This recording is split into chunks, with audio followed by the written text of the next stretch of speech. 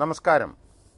ഇന്ന് നമുക്ക് പ്രിയപ്പെട്ട വിശിഷ്ടാതിഥി ശ്രീ രാഘവൻ മലയാള ചലച്ചിത്ര വേദിയിലും നാടക വേദിയിലും ഈ സമീപ ദശകങ്ങളിൽ ഒരുപക്ഷെ ടെലിവിഷൻ സീരിയൽ വേദികളിൽ ഏറെയും പ്രത്യക്ഷപ്പെട്ട് സൗമ്യമായ പൗരുഷത്തിൻ്റെ അഭിനയ സാധ്യതകളും സിദ്ധികളും എന്താണെന്ന് ഏതാണ്ട് 2-3 പതിറ്റാണ്ടുകാലം തുടർച്ചയായി മലയാളി മനസ്സുകൾക്ക് പകർത്തി കാണിച്ച കലാപ്രതിഭയാണ് ശ്രീ രാഘവൻ. ശ്രീ രാഘവനിൽ നിന്ന് അദ്ദേഹത്തിൻ്റെ അഭിനയ ജീവിതത്തെക്കുറിച്ച്, വ്യക്തി ജീവിതത്തെക്കുറിച്ച് നമുക്ക് നേരിട്ടറിയാം. നമസ്കാരം ശ്രീ രാഘവൻ. നമസ്കാരം. എങ്ങനെയാണ് ഒരു അഭിനേതാവായി തന്നിൽ സാധ്യതകളും സിദ്ധികളും ഉണ്ടെന്ന് അങ്ങ് തന്നെ ആദ്യം തിരിച്ചറിയുന്നത്? ഞാൻ വളരെയധികം ഇൻട്രോവർട്ടായിട്ടാണ് ആദ്യം ചെറുപ്പകാലത്ത് എൻ്റെ അനുഭവം. സ്കൂളിൽ പഠിക്കുന്ന കാലത്ത് SSLC 11ാം ക്ലാസ് കഴിയുന്നത് വരെ എനിക്ക് അഭിനയിക്കാൻ അറിയുമെന്നോ അല്ലെങ്കിൽ ആളുകളോട് നേരിട്ട് സംസാരിക്കാൻ പറ്റുമെന്നോ എന്നുള്ള ധൈര്യമേ എനിക്കില്ലായിരുന്നു. സാധാരണ സ്കൂളിൽ മുമ്പിലത്തെ സീറ്റിലാണ് ഞാൻ ഇരിക്കാറ്. ചെറുതായിരുന്നു ഞാൻ. വലിയ കുട്ടികൾ സ്റ്റെപ്പ് അങ്ങനെയാണല്ലോ ഇരിക്കുന്നത്. അപ്പോൾ മാഷ് ക്വസ്റ്റ്യൻ ചോദിച്ചാൽ എഴുന്നേറ്റ് നിൽക്കും. നിന്നിട്ട് ആൻസർ പറയാനുള്ള ഒരു വരും, പക്ഷെ പറയാൻ പറ്റില്ല. അത്രയ്ക്ക് വിഷമമായിരുന്നു എനിക്ക്. ഉടനെ നെക്സ്റ്റ് എന്ന് പറഞ്ഞാൽ അങ്ങ് പോവും. ആൻസർ പറയാൻ അയ്യോ എനിക്കറിയാമായിരുന്നല്ലോ എന്ന് മനസ്സിൽ തോന്നും, പക്ഷെ പറയില്ല. ഇതായിരുന്നു എൻ്റെ സ്വഭാവം. പക്ഷേ അതിന് മാറ്റം വരുന്നത് ഇതെല്ലാം കഴിഞ്ഞതിന് ശേഷം ഞാൻ PUC പഠിക്കാനായിട്ട് ഗുരുവായൂരപ്പൻ കോളേജിൽ പോയപ്പോൾ എന്നിൽ മാറ്റങ്ങൾ വന്നു തുടങ്ങി. എൻ്റെ അമ്മാവൻ സംസ്കൃത പണ്ഡിതൻ ആയി. അദ്ദേഹം ഇങ്ങനെ ചർച്ച വേദികളിലൊക്കെ അദ്ദേഹത്തിൻ്റെ അതായത് എൻ്റെ വീട്ടിൽ അന്ന് പലരും വരുമായിരുന്നു. അദ്ദേഹം ജ്യോതിഷ കൂടിയായ കരുണാകരൻ. അതെ, അദ്ദേഹം ജ്യോതിഷൻ കൂടിയായിരുന്നു. അദ്ദേഹം പല പല കാര്യങ്ങളും പുരാണ ഇതിഹാസങ്ങളും കാര്യങ്ങളും ഒക്കെ സംസാരിക്കുമായിരുന്നു. അപ്പോൾ അത് കേട്ട് കേട്ട് കേട്ട് കേട്ട് ഞാൻ അങ്ങനെയാണ് ചെറുപ്പം മുതലേ വളർന്നത്. PUC പഠിക്കുന്ന കാലത്ത് എനിക്ക് തോന്നുന്നു ഇതെല്ലാം പഠിച്ചിട്ടെന്ത് കാര്യം, ഒക്കെ മായയാണ്, ഇതിൻ്റെ ഒന്നും ആവശ്യമില്ല എന്നുള്ളൊരു തോന്നൽ എനിക്ക് അന്നേരം ഉണ്ടായി. അപ്പോൾ ഞാൻ എനിക്ക് പഠിക്കാനുള്ളത് പഠിക്കുന്നതിന് പകരം വേറെ വല്ലതുമൊക്കെയാണ് പഠിക്കുക. പരീക്ഷ സമയം വരുമ്പോൾ പരീക്ഷ എഴുതിയില്ല. അങ്ങനെ PUC എനിക്ക് പരീക്ഷ എഴുതാൻ കഴിയാതെ വന്നു. അമ്മാവൻ ഒന്നും പറഞ്ഞില്ല. അമ്മാവൻ വളരെ സാത്വികനായിരുന്നു. ഒരു ദിവസം അമ്മാവൻ എന്നെ കലാസമിതിയിൽ കൂട്ടിക്കൊണ്ട് പോവാണ്. അമ്മാവൻ അതിൻ്റെ ട്രഷറർ കൂടിയായതുകൊണ്ട് ഞാൻ വെറുതെ ഇരിക്കുന്നത് കണ്ടപ്പോൾ എന്നെ പിടിച്ചുകൊണ്ട് പോയതാണ്. അവിടെ കലാസമിതിയുടെ സംവിധായകൻ ശ്രീ ചന്ദ്രശേഖരൻ വൈദ്യർ എന്നെ നോക്കിയിട്ട് എന്നെ വിളിച്ചു, അടുത്തിരുത്തി. എന്നിട്ട് ചോദിച്ചു, രാഘവൻ അഭിനയിക്കുന്നു നാടകത്തിൽ. ഞാനൊന്ന് തലയാട്ടി. എങ്ങനെയാണ് ഞാൻ ആട്ടിയത് എന്ന് എനിക്ക് അറിഞ്ഞുകൂടാ. ഞാൻ അദ്ദേഹത്തിൻ്റെ മുഖം നോക്കാതെ തലയാട്ടി. ഉടനെ ഒരു നോട്ട്ബുക്ക് എടുത്ത് തന്നു. ആ നോട്ട്ബുക്ക് തന്നിട്ട് പറഞ്ഞു, ഇത് ഒരു ക്യാരക്ടറിൻ്റെ സംഭാഷണങ്ങളാണ്, നീ ഇത് പഠിച്ച് നാളെ വരണം. പിറ്റേന്ന് ഞാൻ നോട്ട്ബുക്ക് ഇല്ലാതെ വന്നു. അപ്പോൾ അദ്ദേഹം പറഞ്ഞു, നോട്ട്ബുക്ക് എവിടെ? ഇല്ല, ഞാനത് പഠിച്ചു. വളരെ ഹാപ്പി. ഉടനെ എല്ലാവരോടും പറഞ്ഞു, നിങ്ങളൊക്കെ പഠിച്ചിരിക്കണം, ഇന്ന് നോട്ട്ബുക്ക് വായിക്കുന്ന പരിപാടിയില്ല, നേരിട്ട് നിന്നുകൊണ്ട് എല്ലാവരും ഡയലോഗ് പറയണം. അങ്ങനെ ഞാൻ ആദ്യമായിട്ട് ഈ നിന്നുകൊണ്ട് എല്ലാവരുടെയും മുമ്പിൽ നിന്നുകൊണ്ട് ഡയലോഗ് പറയുക എനിക്കെങ്ങനെ സാധിച്ചു എന്ന അത്ഭുതമാണ്. അങ്ങനെ ഒരു മാസം കൊണ്ട് അതിൻ്റെ റിഹേഴ്സൽ തീർത്തു. അരങ്ങേറ്റം നടന്നു. സിനിമാ ടോക്കീസിലായിരുന്നു അരങ്ങേറ്റം. കേരളവർമ്മ പഴശ്ശിരാജ നാടകത്തിൻ്റെ പേര്. സ്വാമി ബ്രഹ്മവ്രതൻ എഴുതിയ നാടകമായിരുന്നു. അതിൽ ലോർഡ് വെല്ലസ്ലി എന്ന കഥാപാത്രം, അതിൽ വില്ലൻ ക്യാരക്ടർ, അതാണ് ഞാൻ ചെയ്തത്. എങ്ങനെയായിരുന്നു വേഷം? തൊപ്പിയൊക്കെ ആയിട്ട് തൊപ്പിയൊക്കെ ആയിട്ട് വളരെ ഗംഭീരമായ ഒരു, അറിയാമല്ലോ, ബ്രിട്ടീഷുകാരൻ്റെ വേഷമാണ്. ഒരു വടിയൊക്കെ കയ്യിലുണ്ട്, ഗ്ലൗസൊക്കെ ഇട്ടിട്ടാണ്. ഒരു പ്രത്യേക തരം സ്റ്റൈലിൽ ഡയലോഗ് പറയണം, ഇംഗ്ലീഷ് സ്റ്റൈലിൽ ഡയലോഗ് പറയണം, മലയാളം. ഓർമ്മയുണ്ടോ? ഡയലോഗ് എനിക്കിപ്പോഴും ഓർമ്മയില്ല. പക്ഷെ അതിൻ്റെ ഇത് എങ്ങനെയാണെന്ന് വെച്ചാൽ, എന്നെ തള്ളി വിടുക സംവിധായകൻ മുമ്പോട്ട്. എനിക്കങ്ങനെ കാലിങ്ങനെ വിറക്കുക, എങ്ങനെ ഞാൻ പോകും, എന്ത് ചെയ്യും. പക്ഷെ തള്ളി വിട്ട് കഴിഞ്ഞ ഉടനെ ഞാൻ ഈ ഡയലോഗ് അങ്ങ് തുടങ്ങിയപ്പോൾ പുറകിൽ നിന്ന് കൈയടിത്ത ശബ്ദം വന്നു. അതിങ്ങനെ മുഴങ്ങി വന്നപ്പോൾ എനിക്കെന്തെന്നില്ലാത്ത ധൈര്യം വന്നു. അന്നത്തെ ആ പ്രോഗ്രാം അതിഗംഭീരമായി. പിറ്റേ ദിവസം കണ്ണൂർ എഡിഷനിൽ ഏതൊരു പത്രമായിരുന്നു, എനിക്ക് ഓർമ്മയില്ല, അതിൽ വന്നു ഈ ലോർഡ് വെല്ലസ്ലി ആയിട്ട് അഭിനയിച്ച നടൻ, എൻ്റെ പേരില്ല, വളരെ നന്നായി ചെയ്തു, പുതുമുഖ നടൻ വളരെ നന്നായി ചെയ്തു.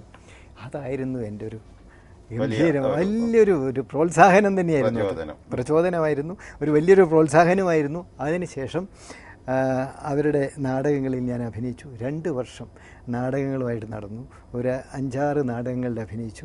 ഈ നാടകങ്ങളൊക്കെ ആയിട്ട് കേരളത്തിലെ ആ ഏരിയയിൽ മാത്രമല്ല, മൈസൂർ, അതായത് മൈസൂരിൽ, പിന്നെ വീരാജ്പേട്ട, മർക്കാര, മാംഗ്ലൂർ തുടങ്ങിയ സ്ഥലങ്ങളിലൊക്കെ നാടകം കൊണ്ട് നടന്നു. അതൊക്കെ ഒരു എന്താ പറയുക, ഒരു പ്രത്യേകിച്ച് എന്നിൽ നിന്ന് വന്ന ഒരു വലിയ മാറ്റമായി. അതിനുശേഷം എനിക്ക് തോന്നി ഞാൻ ഇനിയും പഠിക്കണം. ഈ മായയല്ല, ഇത് ജീവിതം അങ്ങോട്ട് കൊണ്ടുപോകാനുള്ളതാണ് എന്നുള്ളൊരു തോന്നൽ വന്നു. ഇനി അങ്ങോട്ട് പഠിക്കണം തോന്നി. അങ്ങനെ പെട്ടെന്ന് മാതൃഭൂമിയിൽ ഒരു ദിവസം ഗാന്ധിഗ്രാമിനെക്കുറിച്ചുള്ള ഒരു ലേഖനം കണ്ടു. അത് വായിച്ചപ്പോഴാണ് എനിക്ക് അവിടെയാണ് പഠിക്കേണ്ടതെന്ന് തോന്നുന്നത്. ആ ഘട്ടത്തിലേക്ക് പ്രവേശിക്കുന്നതിന് മുമ്പ് ചിലപ്പോൾ വളരെ കൗതുകകരമായി ഒരു ഫ്രെയിം എന്ന നിലയിൽ അങ്ങ് ഗുരുവായൂരപ്പൻ കോളേജിൻ്റെ കാര്യം പറഞ്ഞു. ഞാനും പോസ്റ്റ് ഗ്രാജുവേഷൻ അവിടെയായിരുന്നു. പൊക്കുന്നിൻ്റെ ഹരിത പശ്ചാത്തലത്തിൽ 2 വർഷം കഴിഞ്ഞതിൻ്റെ മധുര സ്മൃതികൾ എന്നിലുമുണ്ട്. ആ ഒരു പശ്ചാത്തലത്തിൽ ഒരു ഫ്രെയിം, അങ്ങയുടെ ബാല്യകാല ആ കാലഘട്ടത്തിലെ ഒരു ഫ്രെയിം അങ്ങ് തന്നെ ചിലപ്പോൾ സുഹൃത്തുക്കളോട് പറഞ്ഞ ഒരു കാര്യം ഞാൻ പെട്ടെന്ന് പ്രേക്ഷകരുടെ അറിവിലേക്ക് കൂടി അങ്ങയോടൊപ്പം അത് ഓർമ്മിക്കുന്നു. അതായത് നിക്കറും ഷർട്ടും അവിടെ ഇട്ടുകൊണ്ടാണ് വളരെ ഒരു പയ്യൻ എന്ന നിലയിൽ അവിടെ എത്തുന്നത്. അങ്ങ് പറഞ്ഞിട്ടുണ്ട്, ചുവന്ന കല്ല് പതിച്ച കടുക്കനും കൂടി ഇട്ടിട്ടുണ്ട്. ഗുരുവായൂരപ്പൻ കോളേജ് അന്നും വളരെ കുസൃതികളുടെ ഒരു താവളമായിരുന്നു. അപ്പോൾ അതിൻ്റെ ഇടയിലായിരിക്കും അങ്ങ് ഈ തളിപ്പറമ്പിൽ നിന്നുള്ള തനി നാടൻ ആൺകുട്ടി അവിടെ എത്തുന്നത്. അതേക്കുറിച്ച് ഒരു ചെറിയ ഗ്രാമം, അന്ന് തളിപ്പറമ്പ് ചെറിയൊരു ഗ്രാമമാണ്, വളരെ ചെറിയ ഗ്രാമം. ഇന്നാണ് അത് ടൗൺ ആയത്. അന്ന് അവിടെ നിന്ന് വന്ന് അങ്ങനെ ഒരു ഗുരുവായൂരപ്പൻ കോളേജിൽ ചേർന്ന് പഠിക്കാനുള്ളൊരു അവസരം എനിക്കുണ്ടായത് വലിയ ഭാഗ്യമാണ്. കാരണം പല കുട്ടികൾക്കും അങ്ങനെ ഒരു ഭാഗ്യം സിദ്ധിക്കാറില്ല. ഞാൻ അവിടെ ചെന്ന് പഠിച്ചപ്പോൾ അത് എൻ്റെ ഒരു അമ്മാവനും കൂടിയായിരുന്നു അവിടുത്തെ പ്രൊഫസർ. അപ്പോൾ അവിടെ എനിക്ക് മുണ്ടുടുക്കാൻ അറിയില്ല. ഈ ട്രൗസർ നാരായണൻ, അതെ, അദ്ദേഹം പ്രിൻസിപ്പളായിരുന്നു, എന്നെ പഠിപ്പിച്ചിട്ടുണ്ട്. അതെ, അദ്ദേഹം ഒന്ന് എക്കണോമിക്സ് പ്രൊഫസറായിരുന്നു എന്നാണ് എൻ്റെ ഓർമ്മ. അതെ, എക്കണോമിക്സ്. യെസ്. അദ്ദേഹം പിന്നീട് പ്രിൻസിപ്പലായി. ഞാൻ ചെല്ലുമ്പം അദ്ദേഹം പ്രൊഫസറായിരുന്നു. അപ്പോൾ ഇങ്ങനെ കടുക്കനും, ചുവന്ന കല്ലിട്ട കടുക്കനും ഈ ട്രൗസറും ഒക്കെ ആയിട്ട് ഞാനവിടെ ചെന്നപ്പോൾ എല്ലാവരും എന്നെ കളിയാക്കി. വല്ലാതെ മാനസികമായിട്ട് വലിയ പ്രയാസം തോന്നി. കാരണം അന്ന് ഞാൻ പറഞ്ഞല്ലോ, ഞാൻ വലിയൊരു ഇൻട്രോവർട്ടായിരുന്ന വ്യക്തിയായിരുന്നു. അപ്പോൾ ഈ കുട്ടികളെ ഫേസ് ചെയ്യാൻ എനിക്ക് പറ്റില്ല. വലിയ കുട്ടികളെ, സീനിയർ കുട്ടികളെ ഫേസ് ചെയ്യാൻ നിവൃത്തിയില്ല. ഞാൻ ഒതുങ്ങിക്കൂടി കുറച്ചു നേരം എനിക്ക് വല്ലാത്ത വിഷമമായി. പിന്നീട് ഞാൻ മുണ്ടുടുക്കാൻ ശീലിച്ചു. പിന്നെ വേറൊരു എൻ്റെ സുഹൃത്തുക്കൾ എനിക്ക് പാൻറ്റ് തന്നു, ഒന്ന് ഉടുക്കൂ, ഇനി ഇത് വേണ്ട. എന്നിട്ട് ആ പാൻറ്റൊക്കെ ഉടുത്തിട്ടാണ് ഞാൻ പിന്നെ പുറത്തേക്ക് വന്നത്, വെളിയിലേക്ക്. കടുക്കൻ അപ്പം തന്നെ ഊരി പെട്ടിക്കകത്ത് വെച്ചു. അതെ. പിന്നീട് എപ്പോഴെങ്കിലും കർണാഭരണം ധരിക്കാൻ ഇട വന്നിട്ടുണ്ടോ? നാടകത്തിലോ സിനിമയിലോ? അതുണ്ട്, ധാരാളം അനുഭവങ്ങളുണ്ടായിരുന്നു. പിന്നെ എനിക്ക് പൊക്കുന്നിലുള്ള അനുഭവം എന്ന് പറയാൻ, ഞാൻ ഈ പൊക്കുന്നിലേക്ക് നമ്മുടെ പിന്നെ ഹോസ്റ്റലിൽ നിന്ന് നടന്ന് കയറി പോകുന്ന വഴി ആ കാലത്ത് ഇങ്ങനെ ദൂരെ നിന്നിങ്ങനെ റേഡിയോയിൽ പാട്ടുകൾ കേൾക്കുമായിരുന്നു. ഉദയഭാനുവിൻ്റെ ലളിതഗാനങ്ങൾ കേൾക്കുമായിരുന്നു. എനിക്ക് അന്നേ ഉദയഭാനു എന്നുള്ള പാട്ടുകാരന് വലിയ ഇഷ്ടമായിരുന്നു. അദ്ദേഹത്തിൻ്റെ ലളിതഗാനങ്ങൾ അന്ന് കേൾക്കാൻ വലിയ താല്പര്യമായിരുന്നു. അതൊന്ന്. പിന്നെ അവിടുന്ന് താഴെ മാങ്കാവിലായിരുന്നു അവിടെ അമ്മ, ഞാൻ പറഞ്ഞല്ലോ, അദ്ദേഹം താമസം. അപ്പോൾ അവിടുന്ന് താഴെ ഇറങ്ങി വരും, പലപ്പോഴും അദ്ദേഹത്തിൻ്റെ അടുത്ത് പോകും, അവിടുന്ന് പിന്നെയും കയറി വരും. അതൊക്കെ മനോഹരമായ ലൊക്കേഷനായിരുന്നു. അദ്ദേഹം പിന്നെ പറഞ്ഞു, ഏതെങ്കിലും ഓഫീസിൽ ഇങ്ങനെ ഒരു കസേരയിൽ ചടഞ്ഞുകൂടിയിരുന്ന് ജോലി ചെയ്യേണ്ട ആളല്ല, കലാകാരനാവണം. ആയി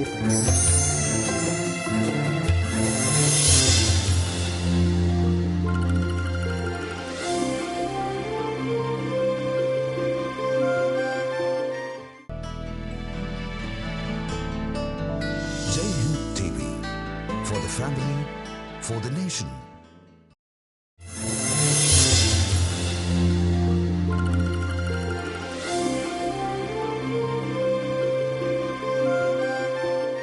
ശ്രീകണ്ഠാപുരം, പയ്യന്നൂർ, ആലക്കോട് ഇത്തരം പ്രദേശങ്ങളൊക്കെ ഉയർന്ന സ്ഥലങ്ങളാണ് താരതമ്യേന. അപ്പോൾ അവിടെ നിന്ന് താഴത്തേക്ക് ഇറങ്ങി വന്ന് തളിപ്പറമ്പ് ആകുമ്പോഴേക്കും താഴ്വരയുടെ സമതലത്തിൻ്റെ ഒരു സാഹചര്യമാണ്. തളിപ്പറമ്പിന് പൊതുവെ ഒരു അന്തർമുഖത്വം ഉണ്ടായിരുന്നു, ഇപ്പോഴത് മാറിക്കൊണ്ടിരിക്കുന്നു.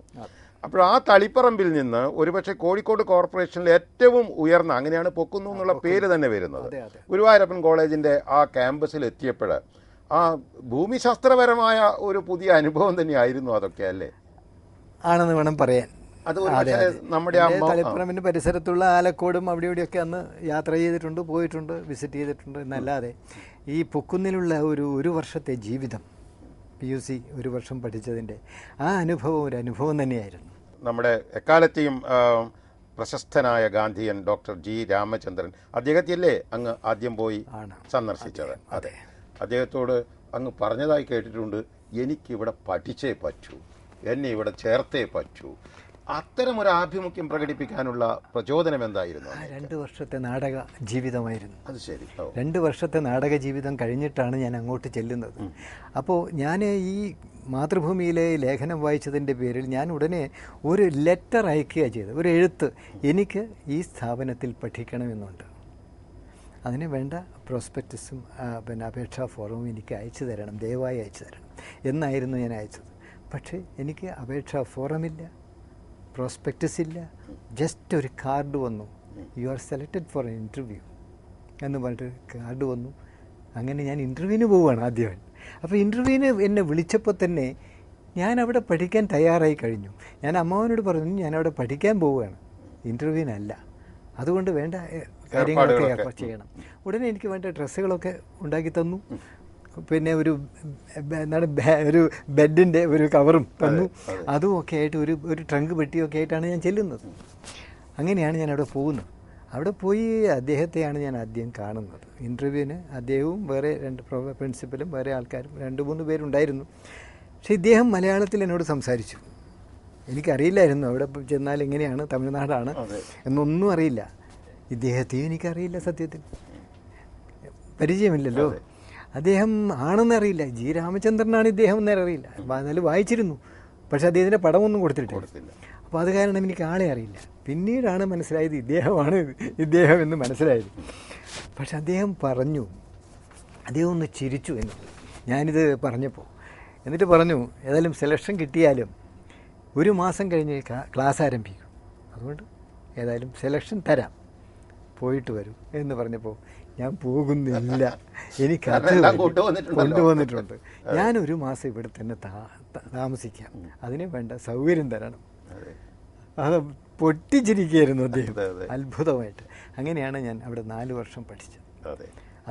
അതിനുശേഷം നാഷണൽ സ്കൂൾ ഓഫ് ഡ്രാമ ഡൽഹിയിൽ. അത് അദ്ദേഹത്തിൻ്റെ നിർബന്ധപ്രകാരം. അദ്ദേഹം പറഞ്ഞു, എന്നെ എന്താണെന്ന് അറിഞ്ഞൂടെ, എന്നെ നമ്പൂതിരി എന്നാണ് വിളിക്കുക, വെറുതെ നമ്പൂതിരി എന്ന് വിളിക്കും. അപ്പോൾ എന്തുകൊണ്ടാണെന്ന് എനിക്കിപ്പോഴും നിശ്ചയമില്ല. അദ്ദേഹം പിന്നെ പറഞ്ഞു, ഏതെങ്കിലും ഓഫീസിൽ ഇങ്ങനെ ഒരു കസേരയിൽ ചടഞ്ഞുകൂടിയിരുന്ന് ജോലി ചെയ്യേണ്ട ആളല്ല, കലാകാരനാവണം, ആയേ പറ്റൂ, അതുകൊണ്ട് അതിന് വേണ്ട പഠനമാണ് ഇനി വേണ്ടത്, അത് പഠിച്ചോളൂ എന്ന് പറഞ്ഞു. അദ്ദേഹം ഒരു ദീർഘദർശനം ചെയ്തു. അങ്ങനെ ഒരു ഇത് ഇട്ടു തന്നു, ഒരു വിത്ത്.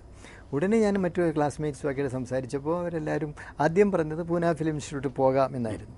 പിന്നീട് കുറേ നാളായി ചർച്ച ചെയ്ത് വന്നപ്പോഴാണ് ഡൽഹി നാഷണൽ സ്കൂൾ ഓഫ് ഡ്രാമയെക്കുറിച്ചുള്ള വിവരണം കിട്ടുന്നതും ഡോക്ടർ ഇബ്രാഹിം അൽഖാസിയെക്കുറിച്ച് അറിയുന്നതും. അപ്പോൾ അദ്ദേഹത്തിൻ്റെ ചിത്രണത്തിൽ പഠിക്കുന്നതാണ് നല്ലത് എന്ന് മനസ്സിലാക്കിയപ്പോൾ അവിടത്തേക്ക് ആപ്ലിക്കേഷൻ അയക്കുന്നു, ഇൻ്റർവ്യൂ കാർഡ് വരുന്നു, അതുപോലെ പോകുന്നു. അവിടെ എനിക്ക് സെലക്ഷൻ കിട്ടുമെന്നുള്ള ചിന്തയേ ഇല്ലായിരുന്നു, പേടിയായിരുന്നു സത്യം പറഞ്ഞ്. പക്ഷെ അവിടെ കിട്ടി.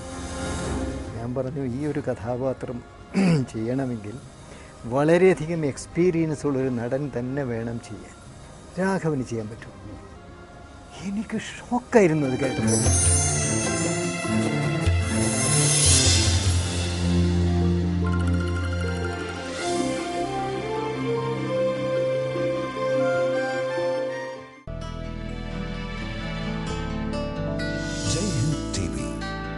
family, for the nation.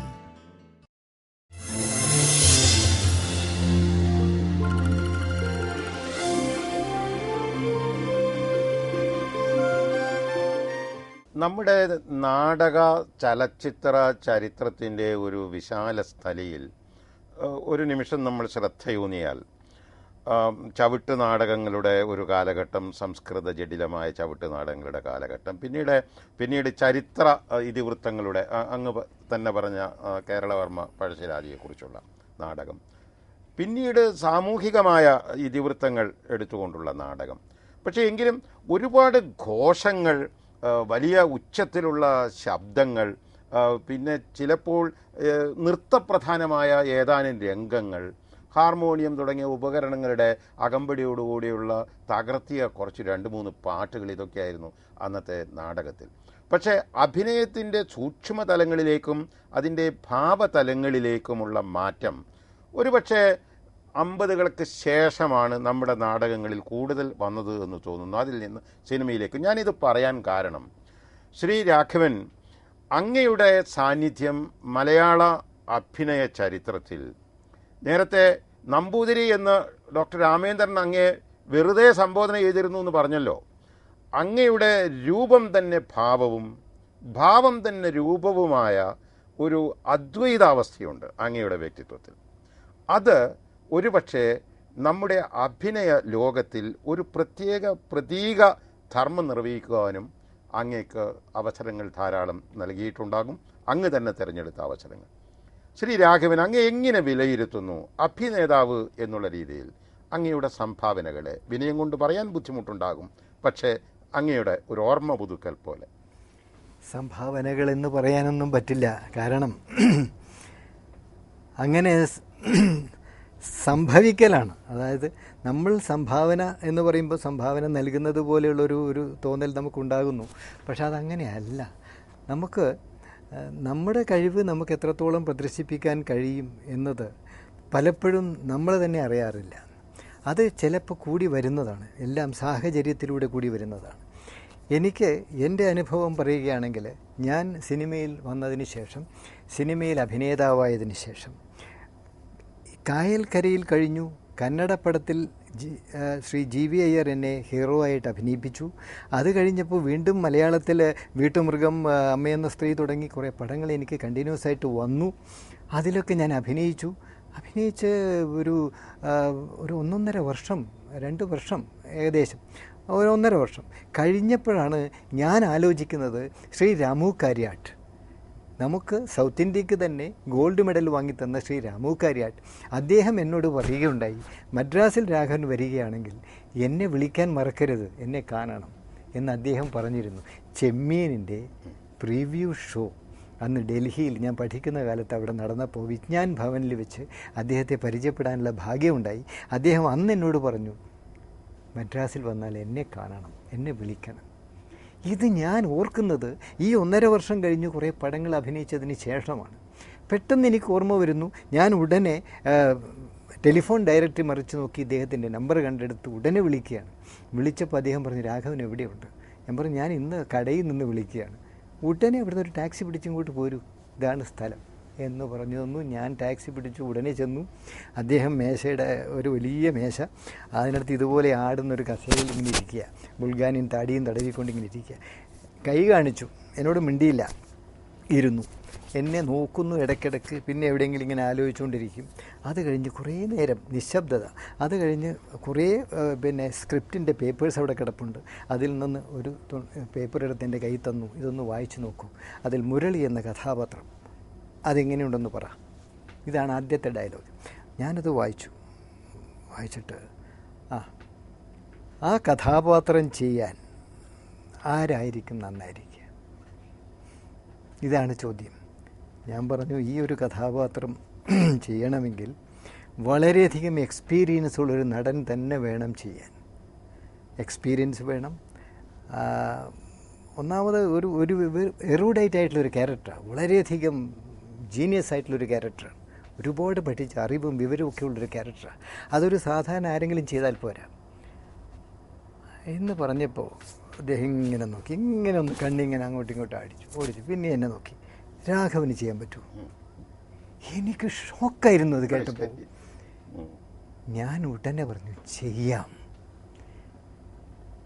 Gautama എന്ന് വിളിച്ചു. അപ്പോൾ അദ്ദേഹത്തിൻ്റെ അസോസിയേറ്റായിട്ട് വർക്ക് ചെയ്യാൻ വന്ന ഗൗതമൻ ഫിലിം ഇൻസ്റ്റിറ്റ്യൂട്ടിൽ നിന്ന് ഗോൾഡ് മെഡൽ വാങ്ങി പാസ്സായി വന്ന വ്യക്തിയാണ്.